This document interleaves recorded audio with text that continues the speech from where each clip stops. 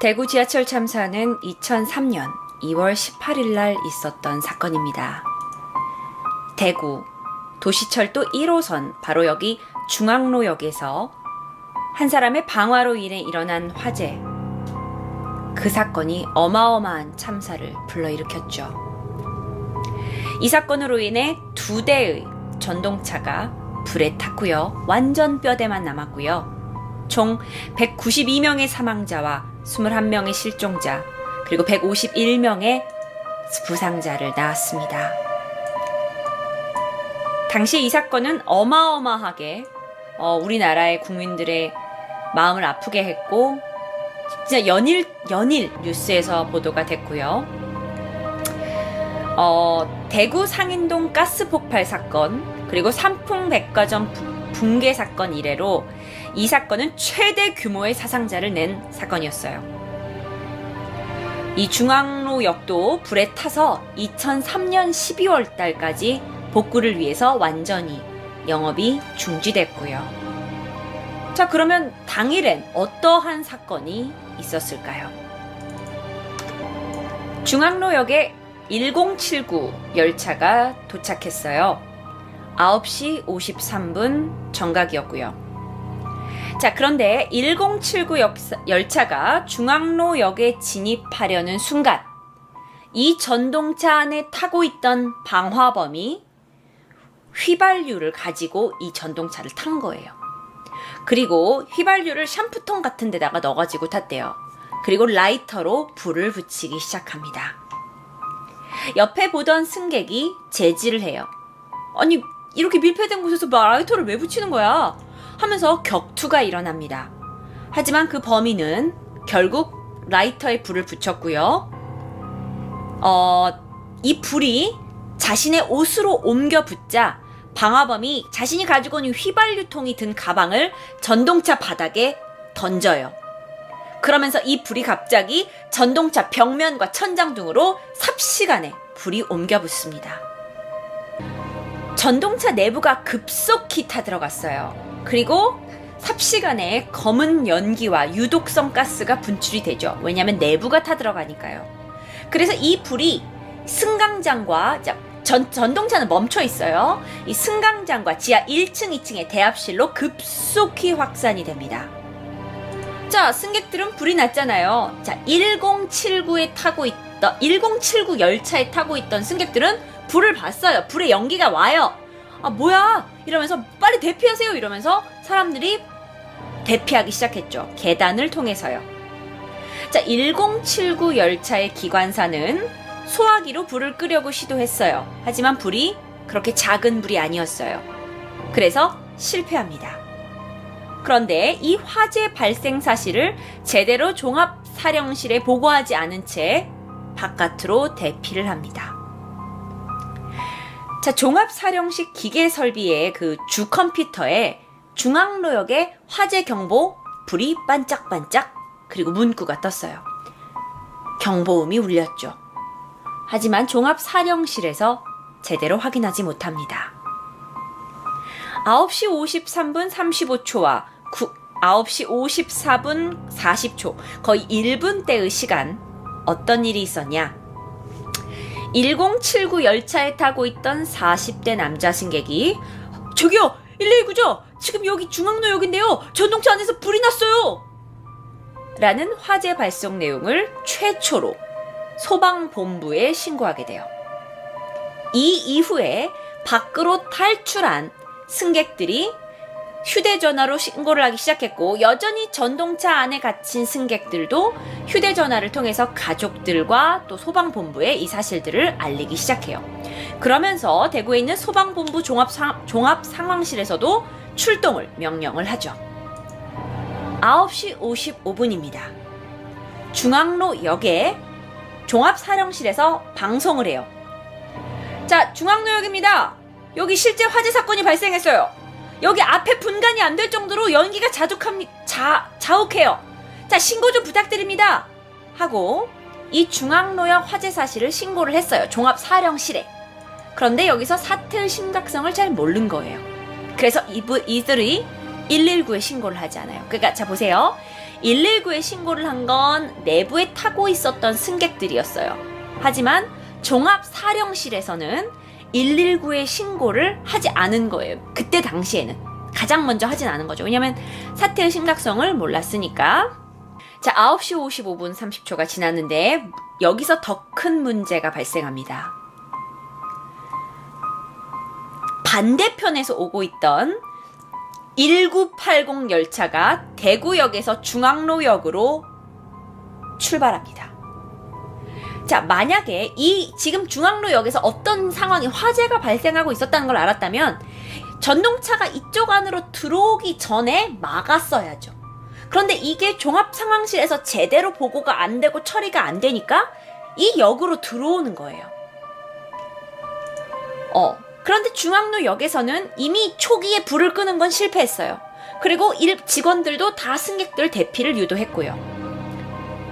자, 55분이 지나고 나서 열차에 어떤 말이 나오냐면은 자, 중앙로역 진입을 할 때 조심해서 운전해서 들어가라. 지금 화재가 발생했다라고 나와요.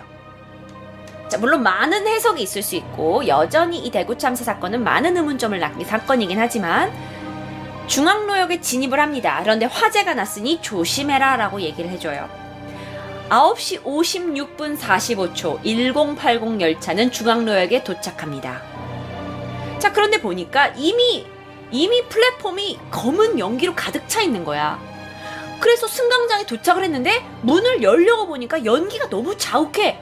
그러니까 어떻게 할 수 없잖아. 닫아야지. 안 그러면 연기가 계속 들어올 거 아니야. 그래서 기장이 문을 닫아요. 문을 열지 않아요. 왜냐면 너무 연기가 많았으니까. 연기가 이제 들어오니까. 자, 그리고 나서 9시 57분부터 연락을 시도하죠. 이거 어쩌라는 겁니까? 나는 지금 중앙로역에 들어왔는데 여기 연기가 자욱하고 이거 승객들 어떻게 해야 됩니까? 어떻게 해야 됩니까? 자, 그런데 전동차의 전원이 끊어져요.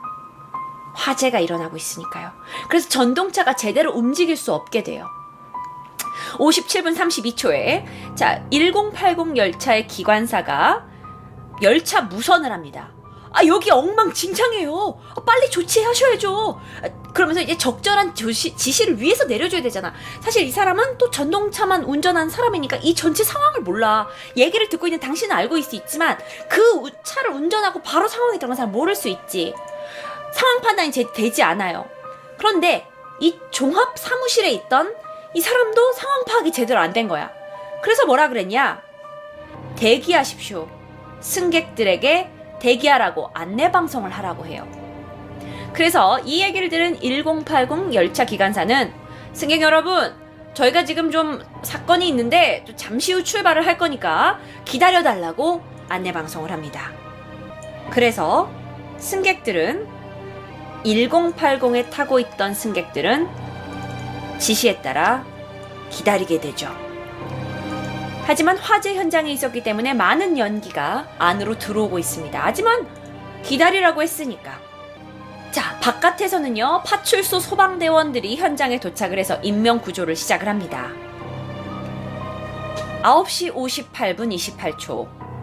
자, 1080의 이 열차 기관사가 이거 상황이 심각한 것 같아요. 그래서 종합사령실에 연락을 해서 이거 승객들 대피 어떻게 해야 합니까? 하고 여부를 결정해 줄 것을 요구해요.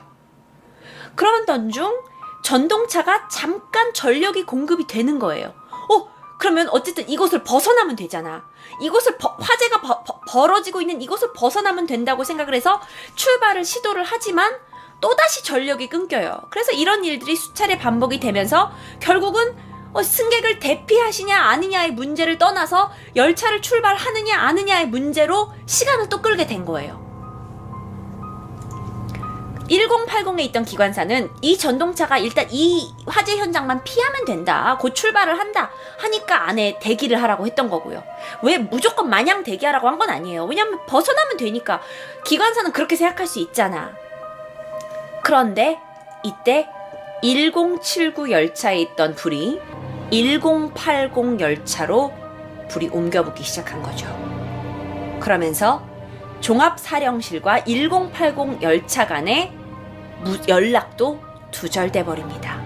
이렇게 표로 보시면요, 두 열차가 화재는 한 열차에서 방화범이 일으켰어요. 그런데 이게 화재가 제대로 있었다는 걸 듣지 못한 채 다른 기차가 플랫폼으로 들어왔고, 덕분에 이 기차에 있던 불이 옆에 붙어버린 거예요. 그래서 이게 더 큰 대참사를 낳았던 거예요. 이해하시겠어요? 자, 10시 2분이 됩니다. 종합사령실에서 1080 열차가 이제 전력이 없어, 전력이 공급이 되지 않은 채 아직도 중앙로역에 머물러 있다는 사실을 알게 됐어요. 그래서 1080 기관사한테 그제서야 야! 승객들 대피시켜! 하고 지시를 하죠. 그때 1080 열차 기관사가 출입문을 개방하고 승객 대피 안내 방송을 실시를 했어요. 그런데 일부 차량에서 문이 열리지 않습니다. 이미 대피령도 늦게 왔는데 문을 열려고 보니 문이 열리지 않아요.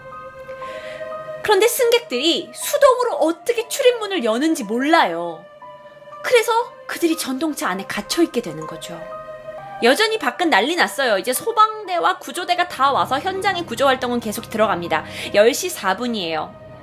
지하 1층과 지하 2층에서 운명 구조를 계속 해냅니다.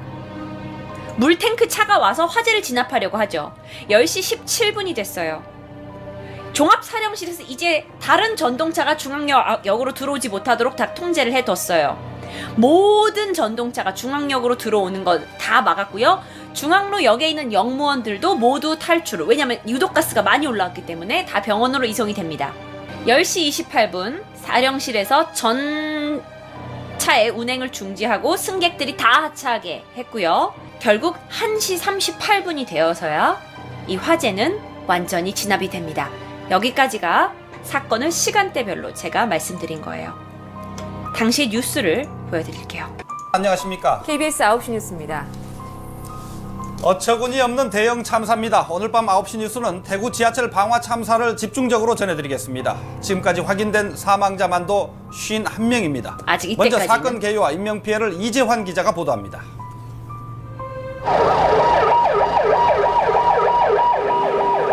시커먼 연기가 대구 시내 거리를 가득 메웠습니다.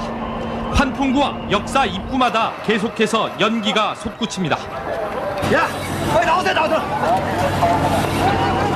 불이 난 것은 오전 9시 55분쯤 50대 남자가 플라스틱 병에 든 휘발유를 전동차 바닥에 뿌린 뒤 라이터로 불을 붙여 일어났습니다.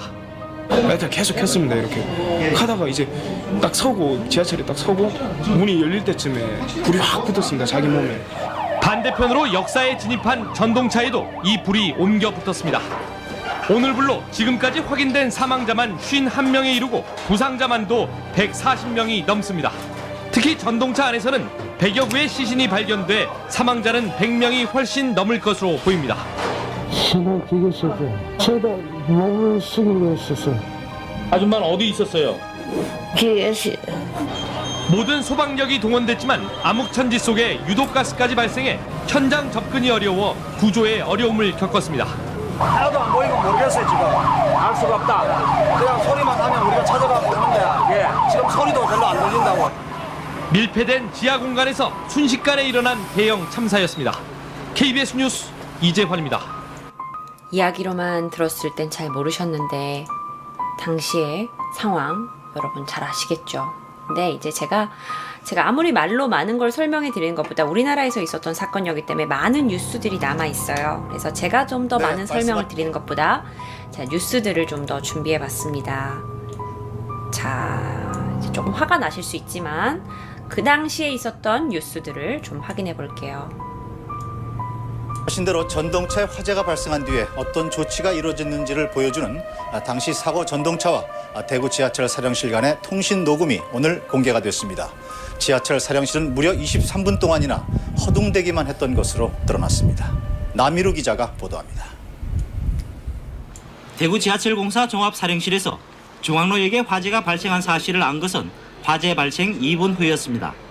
중앙로역 진입 시 실제로 지금 화재 발생했습니다. 그러나 종합사령실의 운전사령은 맞은편에서 오던 1085 전동차의 진입을 막지 않았습니다. 대구역에서 중앙로역까지는 불과 700m. 일본이면 도착하기 때문에 운전사령의 당시 판단이 많은 승객들의 생사를 갈라놓은 셈입니다. 2분 뒤 1085 전동차가 중앙로역에 들어갔을 때는 이미 연기가 자욱했고 전기는 끊겨 있었습니다. 이거 보험만인데 답답하니까 빨리 좀 드릴까? 예. 대피시킵니까? 어떻게 합니까?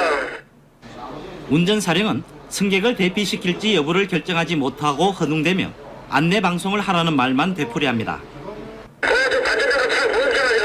예. 방송하시고요.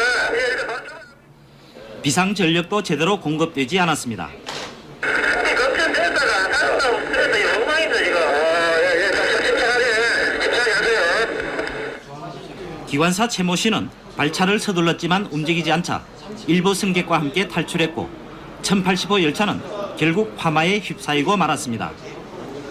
오전 10시 10분 운전사령은 1079호와 1080호를 불러보지만 대답이 없었고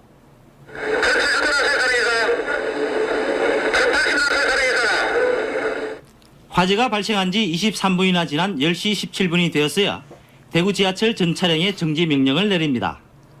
여러분 도착한 열차는 차량 지시가 발차시 바랍니다. 긴급 비상사태를 통제하지 못한 사령실의 무능은 비판을 면하지 못하게 됐습니다. MBC 뉴스 남일우입니다. 이 사건은 사실 우리가 이제 세월호 사건처럼 제가 참 말하기가 조심스러운 게 이 사건이 2003년에 있었어요. 13년이 더 지난 사건인데 이 사건의 아주 디테일들이 오히려 세월호 참사 때보다 제대로 많이 조사되지 못한 부분이 있어요. 왜냐면 이렇게 사건이 일어나고 나서 많은 것들이 후다다닥 정리가 됐대요. 그래서 아직도 왜 많은 사람들이 10몇 년이 지난 사건을 가지고 의문이 많다라고 얘기를 하는 건 우리가 모르는 많은 것들이 이 사건 밑으로 섞여 있을 수 있죠. 실제로 왜 당시 전기가 끊겼느냐, 왜 누가 여기 이 사건에 누가 책임을 져야 되는가의 문제일 수 있어요. 근데 그 부분은 제가 참 다루기 예민하고 그러려면 저는 좀 더 지식이 많이 쌓여야 될 것 같아요. 그래서 저는 누구가 뭐래 잘못됐다 이런 음모론을 다루진 않을 거예요. 다만 언론에서 보여줬던 게 100% 사실일 수도 있고 아닐 수도 있지만 저는 사실에 입각해서 여러분한테 사실을 전달할게요. 그런 의미에서 이제 이 사건을 한번 보시면 많은 분들이 굉장히 화가 나실 거예요. 그런데 저도 여러분 안녕하십니까? 이 사건을 보고 화가 많이 났어요. 하지만 일단 보고 저희가 판단을 할게요. 여러분 안녕하십니까? 대구 지하철 참사 정말 어처구니 없는 일이 계속 밝혀지고 있습니다. 중앙로역에 나중에 도착해서 더 많은 피해를 냈던 1080호 전동차의 기관사는 승객들을 놔두고 혼자 대피하면서 마스터 키까지 뽑아가지고 갔던 것으로 밝혀졌습니다. 문이 열리지 않았던 이유도 바로 이 때문이었습니다. 남미루 기자입니다. 1080호 기관사 최모 씨는 불이 옮겨 붙자 전동차 문을 여는 등의 안전조치를 취했었다고 경찰에서 진술했습니다. 전차는 다 열었습니다. 운전실에서 열어줬습니다. 그러나 전동차 문은 대부분 닫혀 있었고 1079호보다 더 많은 희생자를 냈습니다. 1080호에서 더 많은 어떻게 불이 옮겨 붙은 차에서 원래 불이 난 차보다 더 많은 피해가 났을까? 그 의문이 풀렸습니다. 기관사가 마스터키를 빼들고 탈출했기 때문이었습니다. 차량이 내릴 때는 마스터키를 뽑고 내리기 때문에 통상처럼 생각하고 마스터키를 뽑아갔다는 겁니다. 기관사 최 씨는 뽑아온 마스터키를 차량 기지에 갖다 놓도록 동료에게 부탁해 은폐까지 시도했다고 경찰은 밝혔습니다. 마스터키는 자동차 키와 똑같은 역할을 합니다. 키를 빼면 모든 전원 공급이 끊기고 수동으로밖에 문을 열 수 없게 됩니다. 단전됐을 경우는 마스크 키가 없으면 배터리에서 나오는 전원이 없기 때문에 출입문이 열리지 않습니다. 오늘 지하철 공사가 한 실험에서도 단전이 되더라도 마스터키가 꽂혀 있으면 출입문 개폐가 가능하지만 없을 경우에는 문이 닫힌다는 사실이 확인됐습니다. 이번 참사가 인재했다는 사실이 또 한 번 입증됐습니다. MBC 뉴스 남일우입니다. 라고 뉴스가 보도했죠. 라고 발견했어요. 했어요. 그런데 자, 저는 여러 가지 뉴스를 보여드릴 거예요. 대구시가 지하철 참사 현장을 청소하고 버린 쓰레기 더미에서 유골이나 주민등록증과 같은 신원 확인에 결정적인 유류품들이 다수 발견됐습니다. 유가족과 실종자 가족들이 크게 분노하고 있습니다. 윤영균 기자가 보도합니다. 지하철 방화 참사가 일어난 바로 다음 날 당국은 사고 현장인 중앙로역을 군인까지 동원해 말끔히 청소했습니다. 하지만 오늘 새벽 물 청소까지 했다는 그 현장에서 실종자 가족들은 유골로 보이는 뼈 조각들을 발견했습니다. 저희들도 막 슬픈 마음으로 여기저기 둘러보다가 정말 우연찮게 발견하게 됐습니다. 이들이 발견한 유골 추정 조각들은 모두 30여 점이나 됩니다. 있을 수가 없는 일이잖아요, 이런 거는. 예? 이렇게 해놔놓고 내일부터 공사한다 하는 거는 말이 안 되잖아요. 지하 3층으로 내려와 봤습니다. 1080호 5호 차량 근처에는 아직까지 유골로 추정되는 물질들이 계속해서 발견되고 있습니다. 청소하면서 모아둔 쓰레기 포도에서는 신분을 확인할 수 있는 주민등록증과 학생증, 건강보험증과 통장 등 결정적인 유품들이 대거 발견됐습니다.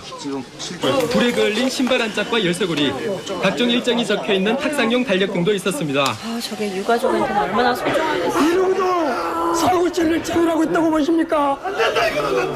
이러고도 완벽한 처리를 하고 있다고 보십니까? 실종자 가족들은 물청소와 복구 작업 등으로 현장을 훼손한 것은 수사를 은폐하려는 의도라며 대책본부 관계자들을 고발할 예정입니다. MBC 뉴스 윤영균입니다. 아마 이걸 보시면서 왜 저렇게 사건을 빨리 치웠을까? 사건 현장 굉장히 중요하잖아요.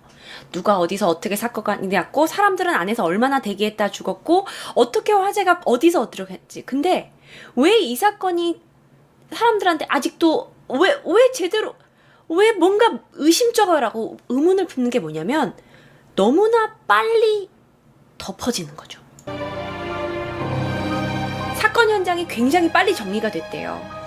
그리고 여러분 제가 어떤 정치적인 의견을 그냥 가지지 않고 제가 그냥 무지한 상태로만 말씀을 드리면 그래 그 기관사가 마스터키를 빼고 왔을 수 있겠지. 그렇다고 언론이 보도했지. 그렇게 되면 모든 건 그 사람 잘못이 되고 일은 빨리 마무리 질 수도 있어요. 그게 사람들이 갖는 의문이라는 거예요. 그 사람이 정말 마스터 키를 뺐을 수도 있고 안 뺐을 수도 있죠. 그런데 물론 사건 조사할 때 언론에 의하면 나는 무조건 100% 언론을 믿진 않아요, 여러분. 그때 당시에 거기 안에 있었던 목격자들의 진술도 진술을 하고 또 기관사의 진술하고 다 오락가락이었고 경찰 조사 결과 이 기관사가 이렇게 이제 불타버린 이 기관사 최상열 씨가 사고 직후 12시간 동안 잠적을 했대요. 그리고 그러면서 중앙로역에 근무하는 자신의 상관을 따로 만난 사실이 확인된 거예요. 실제로 뉴스에서는 따로 만나서 이 마스터키를 내가 줄 테니 가서 꽂아놔라 라는 것까지 대화가 오고 갔다라는 여론도 있었어요. 그래서 이제 언론에서 야 너네 둘이 입을 맞춰가지고 이런 거 아니냐라고 여러 가지 의심이 있었죠. 생존자들의 증언과 진술을 다루고 결국 이 사건의 마무리는 어떻게 됐냐면 기관사 최상열 씨가 열차의 출입문을 마스터키를 빼버려서 닫아버려서 이 승객의 탈출을 막아버려서 많은 사상자를 내게 했다라고 결론이 났고 결국 재판에서 그는 5년 금고형을 받았어요. 자 여러분 금고형이라는 건 뭐냐면 네가 교도소에 복무는 해 똑같아. 너 징역 5년 받은 것과 똑같아. 그런데 안에서 노동은 하지 않는 거예요. 그러면 이 금고형은 누가 많이 받냐면 파렴치한 어떤 그런 사람 또는 내가 이 잘못을 저지르긴 했으나 양심적으로 내가 이미 신고를 했어. 또는 정치범 또는 과실치사범. 그래서 일반적인 교도소에 머무는 사람보다 약간의 우대가 있는 형을 금고형이라고 한대요. 근데 이 5년 금고형을 받게 된 거고 그는 2008년 집행기간이 끝나고 출소했습니다. 1074 열차의 기관사 최정환 씨는 이 최정환 씨하고 또 가장 먼저 화재 사실을 연락을 받은 관제사 방정민 씨는 초동 조치를 제대로만 했더라면, 사건이 이렇게 큰 거라는 걸 제대로 이들이 알려줬고 받아들였다라고 하면 사건을 좀 축소시킬 수 있었잖아요. 근데 그렇게 하지 않았다는 이유로 각각 또 4년의 금고형을 받았고요. 나머지 홍순대, 손영일 이분의 관제사들에 대해서도 3년의 금고형이 내려졌습니다. 그 외에 이 시설 사령에 있었던 2명과 또 중앙로역에 있었던 영무원들도 다 판결에 가긴 했는데 직접적인 책임이 없었다는 이유로 집행유예가 선고가 됐죠.